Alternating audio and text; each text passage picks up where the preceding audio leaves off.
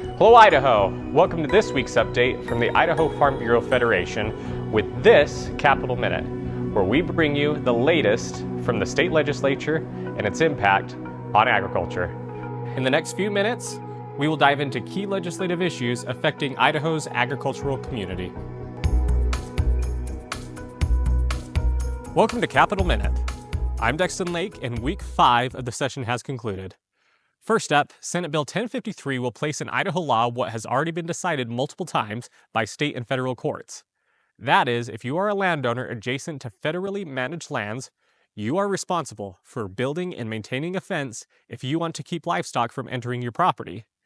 This will hopefully avoid similar lawsuits in the future and potentially save landowners and ranchers from spending time and money going to court.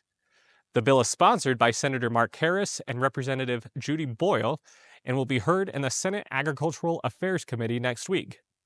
IFBF supports Senate Bill 1053. Next, House Bill 82 aims to expand Idaho's depredation fund to include livestock losses deemed possible wolf or grizzly bear depredations. Currently, Idaho sets aside $150,000 annually to compensate ranchers for confirmed and probable depredation claims. However, the Idaho State Department of Agriculture reports that most claims are classified as possible and receive no compensation. House Bill 82 would change that and maintain a priority system of confirmed cases being paid first, then probable, then possible. All payments would be subject to prorating based on the number of claims filed. IFBF supports House Bill 82. House Joint Memorial 4 was introduced this week, urging the federal government to delist the grizzly bear and return management to the states. The memorial highlights that grizzly bears have met recovery goals in Idaho, Montana, and Wyoming, yet remain federally protected, leading to increased human and livestock conflicts. House Joint Memorial 4 calls on the Trump administration and Congress to delist the grizzly bear and restore state management. It also calls on the federal government to review the Endangered Species Act and its rules for legality and effectiveness. While joint memorials don't carry legal weight, they serve as a unified state position. IFBF supports House Joint Memorial 4.